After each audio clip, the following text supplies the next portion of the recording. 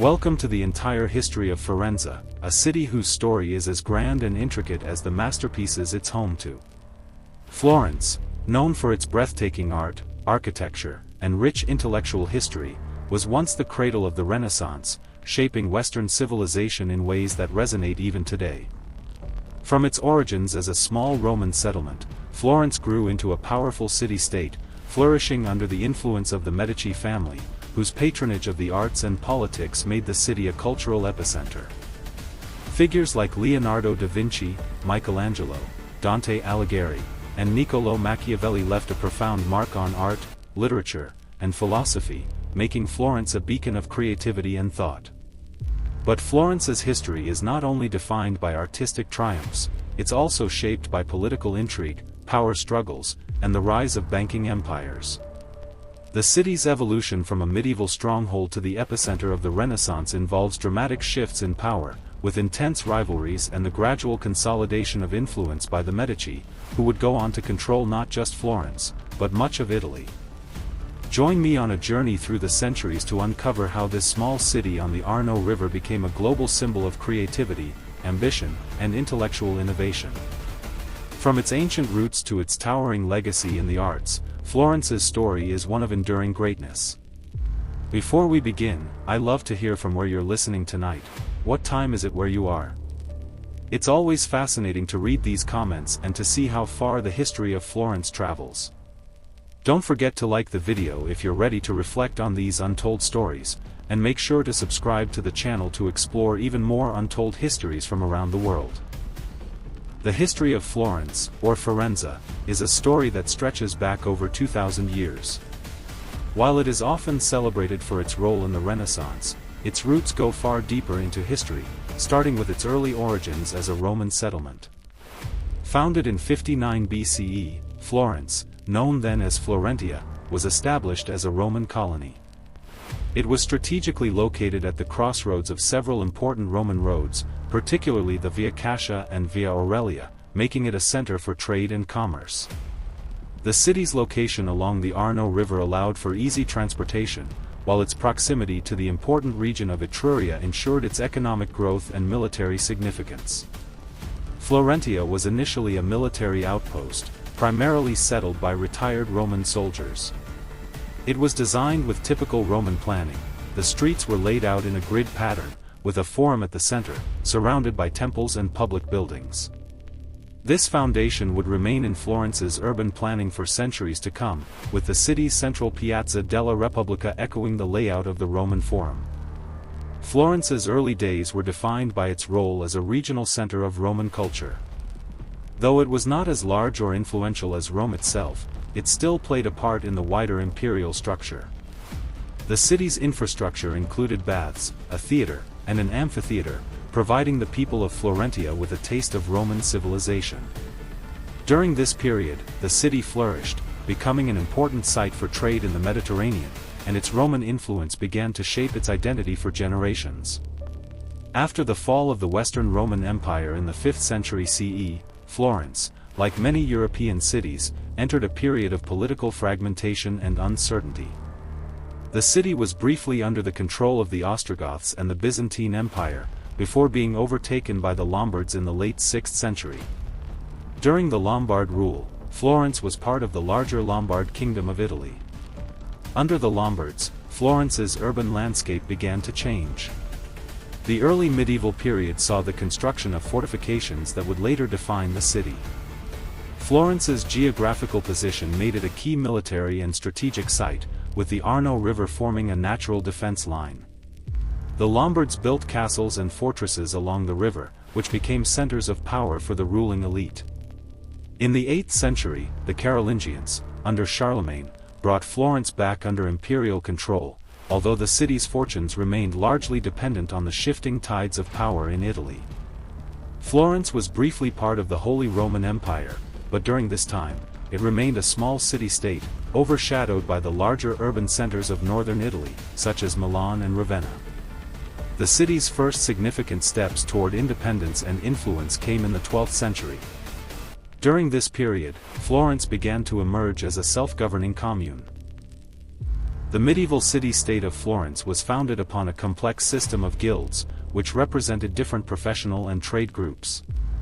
These guilds not only controlled the city's economy but also played a crucial role in its politics and governance. Florence's flourishing economy during this time was driven by the wool industry, which was centered around the Florentine Wool Guild. The city became renowned for its fine textiles, which were sold across Europe. The banking sector also began to rise, with the establishment of early banking institutions, such as the Bardi and Peruzzi banks, marking Florence as a financial hub for Italy and Europe. Politically, Florence was initially a republic, governed by elected officials and led by a podesta, or a city leader. However, this form of governance was often unstable, with frequent power struggles between the Guelphs, those loyal to the Pope, and the Ghibellines, those loyal to the Holy Roman Emperor. This factionalism characterized much of Florence's early medieval history and was a driving force behind the city's turbulent political landscape. By the 13th century, Florence was well on its way to becoming one of the most powerful city-states in Italy. The city's wealth continued to grow, fueled by banking, wool, and the emerging trade routes that passed through Florence on their way to the Mediterranean. Florence also began to assert its influence beyond the city walls, forming alliances with other Italian city-states and asserting its dominance over the surrounding countryside. The rise of the Florentine Republic in the 13th century was marked by a series of political and social changes. The guilds became more entrenched in the governance of the city, and Florence's political system shifted toward a form of oligarchy, with the wealthiest and most powerful families controlling key offices and positions. By the late 13th century, Florence was divided between the Guelphs and Ghibellines, each side vying for control of the city. Despite the infighting, Florence continued to prosper. In the early 1300s, the Florentine Renaissance began to take shape, as the city's wealth supported the creation of public works, including the construction of the iconic Florence Cathedral, or Duomo. Designed by Arnolfo di Cambio, the cathedral would become one of the most famous landmarks in Florence and a symbol of the city's growing importance. At this time, Florence also became a center for intellectual life, with the rise of scholars, philosophers, and writers who began to shape the city's cultural identity. Florence's rise to power in the 13th century was not just political but also intellectual, laying the groundwork for the cultural flowering that would later define the Renaissance. Florence's ascent to global prominence came with the rise of the Medici family, a banking dynasty that would dominate the city's politics and culture for much of the Renaissance. In the 14th century, Giovanni di Bicci de' Medici founded the Medici Bank, which quickly became one of the most powerful financial institutions in Europe. Giovanni's son, Cosimo de' Medici, would go on to become the most powerful figure in Florence, controlling both the city's banking empire and its political life. The Medici family's influence in Florence grew as they began to use their wealth to support artists, architects, and scholars. Cosimo de' Medici became the first true patron of the arts, commissioning works from Brunelleschi, Donatello, and Fra Angelico, among others. His patronage helped to fuel the cultural revolution that would become known as the Renaissance. Under the Medici rule, Florence became the heart of intellectual and artistic life in Europe. The Florentine Academy was established as a center for classical learning, and many of the greatest artists and thinkers of the Renaissance, including Leonardo da Vinci, Michelangelo, and Sandro Botticelli, flourished in Florence. The Medici family's power, however, came with its own set of challenges. Their rule was marked by intrigue, political manipulation, and assassination attempts. Florence's republic remained in name, but in reality, the Medici family controlled much of the city's political structure. Despite these challenges, the Medici's influence was central to Florence's rise as a global cultural center. Florence's journey from a small Roman settlement to a powerful medieval city-state is a story of growth, political turmoil, and artistic triumph. From its roots as Florentia, a Roman colony, to its transformation under the Medici family, Florence's history is a tale of ambition, creativity, and power. The Medici family stands as one of the most iconic and influential families in world history, shaping the future of Florence in ways that still resonate today. By the early 15th century, the Medici had firmly established themselves as Florence's most powerful family, not through military conquest or territorial expansion, but through banking, patronage, and political manipulation. The foundation of their power came with Giovanni di Bicci de' Medici, whose establishment of the Medici Bank in 1397 laid the groundwork for the family's immense wealth. However, it was Cosimo de' Medici, Giovanni's son, who truly transformed Florence into a political and cultural powerhouse. Cosimo took control of the Medici Bank in 1429 and soon became one of the wealthiest men in Europe. He used his wealth and influence to amass political power, becoming the de facto ruler of Florence. While officially the city remained a republic, Cosimo manipulated the system behind the scenes, ensuring that the Medici family remained in control. Cosimo's reign, often referred to as the Golden Age of the Medici, was marked by his support for art, architecture, and intellectual life. He became a patron of the arts, commissioning works from renowned artists such as Brunelleschi and Donatello. Under his leadership, Florence witnessed the construction of some of the city's most iconic buildings, including the Medici Palace, designed by Michelangelo di Bartolomeo, which would become the family's official residence. But it wasn't just about art and culture. Cosimo also understood the power of patronage in politics. Through strategic alliances, Cosimo was able to influence the decisions of Florence's signoria, government. He was deeply involved in the Florentine Republic's political life, yet always maintained an outward appearance of neutrality, projecting the image of a humble citizen. This delicate balance of power allowed the Medici to rule without formally establishing a dictatorship. The Renaissance, often considered the rebirth of classical art, philosophy, and learning, took its first breath in Florence in the 15th century, largely due to the Medici family's patronage.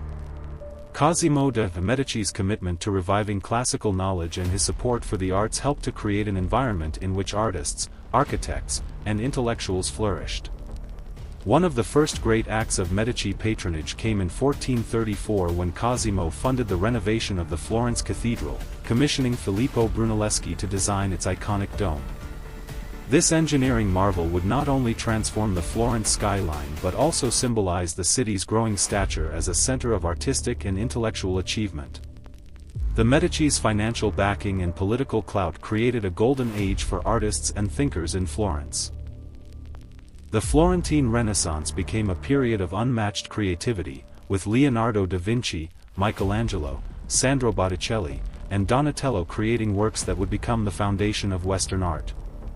For example, the David by Michelangelo, completed in 1504, would stand as a symbol of the city's resilience and artistic prowess. In addition to fostering artists, Cosimo and his successors were also instrumental in the revival of classical texts.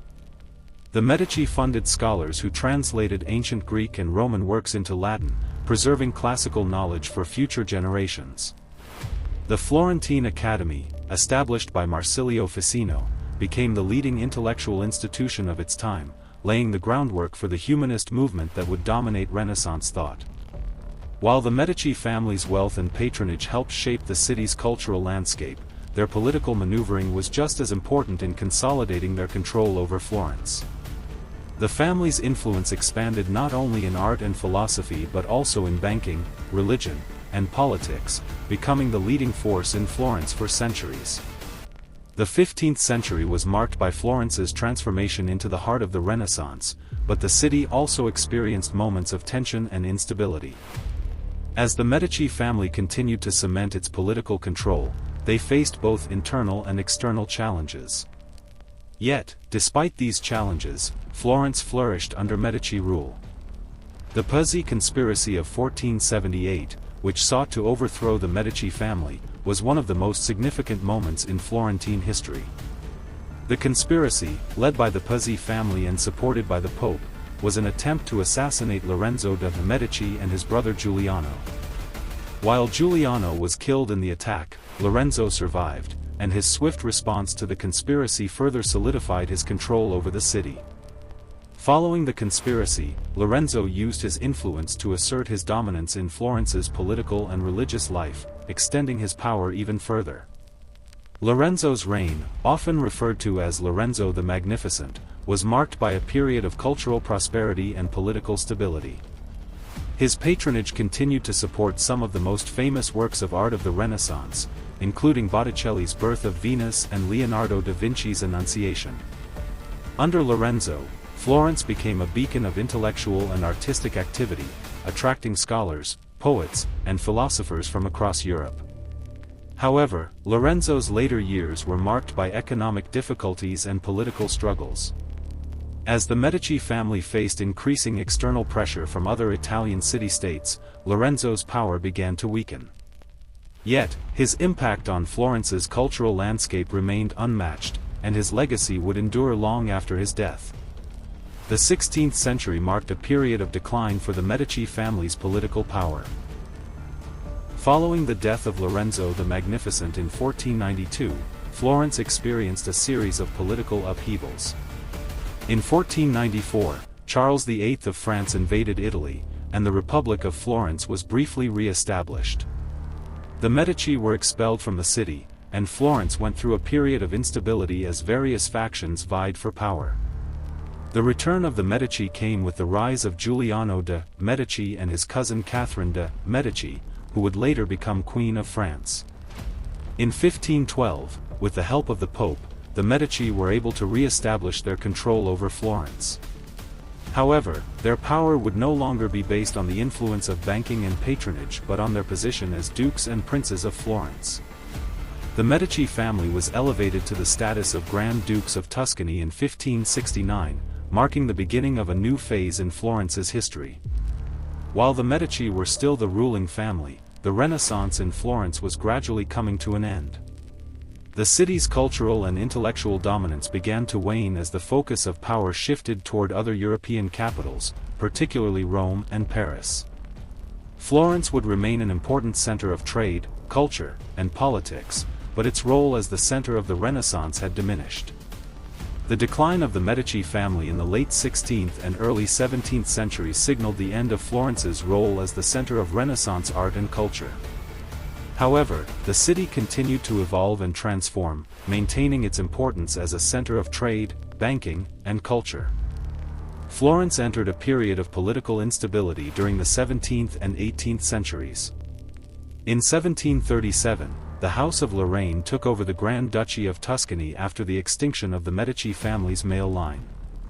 This new ruling family brought reforms, modernizing the city and expanding its influence. Florence also became a focal point for the Age of Enlightenment, with intellectuals and philosophers visiting the city, adding to its rich cultural heritage. By the end of the 18th century, Florence had undergone significant political changes, but its cultural legacy remained. The Medici had transformed Florence into the epicenter of the Renaissance, and their influence continued to shape the city long after their political decline. Florence had moved from being the heart of intellectual innovation and artistic genius to a city defined by political intrigue, economic power, and global influence. As the 17th century came to a close, Florence found itself caught between the waning influence of the Medici family and the encroaching political changes sweeping through Europe. The House of Medici, once the dominant power in the city, began to lose its influence, and Florence's status as the central figure of the Italian Renaissance diminished. Yet, even as the Medici declined, Florence's reputation as a city of culture, art, and history remained. In 1737, the Medici family came to an end with the death of John Gaston de' Medici, the last of the male Medici line. This marked the end of the Medici dynasty, but Florence did not fall into obscurity. Instead, it transitioned to the House of Lorraine, a family with a reputation for enlightened reform and modernization. The new rulers of Tuscany were the Habsburg-Lorraine dynasty, led by Francis I of Lorraine, who married Maria Theresa of Austria. The House of Lorraine would rule Tuscany for more than a century, ushering in a new era of political stability and modernization for Florence. Under the guidance of the Lorraine family, Florence saw significant economic and political reforms. The new rulers invested in public works, infrastructure, and cultural preservation. The Lorraine sought to modernize Tuscany, making it more economically competitive with other European states, and Florence became a focal point for scientific advancement and industrial growth. Florence's status as a major cultural hub began to regain some prominence during this time. Many of the famous Florentine museums and art collections were preserved, and the city continued to attract scholars, artists, and philosophers. However, Florence was still recovering from the long period of political instability, and while it regained some of its former glory, it was no longer the epicenter of European culture it once was during the Renaissance. The winds of change were about to sweep Florence again. In the early 19th century, Napoleon Bonaparte's rise to power reshaped the political landscape of Europe. As Napoleon's forces expanded across Italy, Florence's role as a significant city in Tuscany became entangled with the larger political movements occurring across Europe. In 1808, as Napoleon consolidated his empire, he annexed Tuscany and made Florence the capital of the Cisalpine Republic, a state under French control. Under French rule, Florence experienced a period of modernization, but it was also a time of cultural repression. Napoleon sought to reorganize Italy and impose French ideals on the region. His rule brought about significant changes in Florence's social structure, as he reformed its administrative systems and made attempts to unify Italy under a single government. Napoleon's influence was also evident in Florence's architecture. Many of the buildings in Florence were modified to fit the ideals of French neoclassical architecture, a style that mirrored the grandiosity of Napoleon's empire. New public works projects were initiated, and some of Florence's most significant buildings were remodeled during this period. However, Napoleon's grip on Italy was short-lived, and in 1814, with his defeat at the Battle of Waterloo, the Habsburg-Lorraine dynasty was restored to power in Tuscany. The early to mid-19th century brought a wave of nationalism and political unrest to Italy. The unification of Italy, known as the Risorgimento, was a process that brought together the various independent city-states of Italy into a single nation. Florence played a pivotal role in the Risorgimento, particularly in the political and intellectual movements that spurred the unification process. During the period of Italian unification, the city's political landscape began to shift. In 1859, Florence briefly became the capital of Italy after the Kingdom of Sardinia gained control of Tuscany, but it was soon overshadowed by the larger, more powerful city of Rome. Florence's role as the capital of Italy lasted only until 1871, when the capital was moved to Rome after its annexation.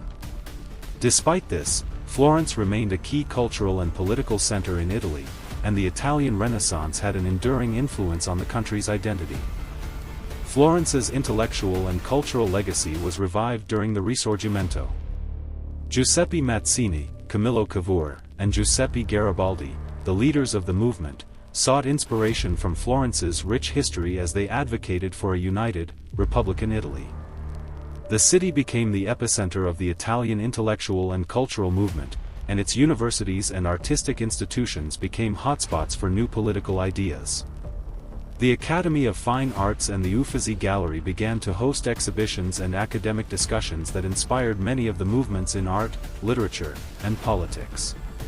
Florence continued to be a place where the great ideas of the Renaissance and the new Italian identity converged. In the 20th century, Florence, like much of Italy, underwent significant changes with the advent of industrialization. While the city retained much of its cultural heritage and beauty, it became increasingly connected to the broader forces of global trade and industry. The development of the railroad and the rise of industrial manufacturing in Italy transformed the city, which, once a hub of artisanship and artistic innovation, began to adopt modern technologies and urban infrastructure. The first half of the 20th century brought dramatic changes to Florence. The outbreak of World War I and the subsequent political upheaval in Italy, including the rise of fascism under Benito Mussolini, had a significant impact on the city. During Mussolini's regime, Florence's architecture and urban design were reshaped to fit the aesthetic of fascist ideology. Some of Florence's most important historical landmarks were altered or removed, as Mussolini sought to create a new Italian identity rooted in power and strength. In addition to political challenges, Florence was also greatly affected by the global economic downturn of the Great Depression. The city faced economic hardships, and its traditional industries were slow to adapt to the rapidly changing global economy. However, Florence remained resilient, thanks to its immense cultural and artistic legacy, and continued to attract tourists, scholars, and artists from all over the world. The outbreak of World War II further impacted Florence.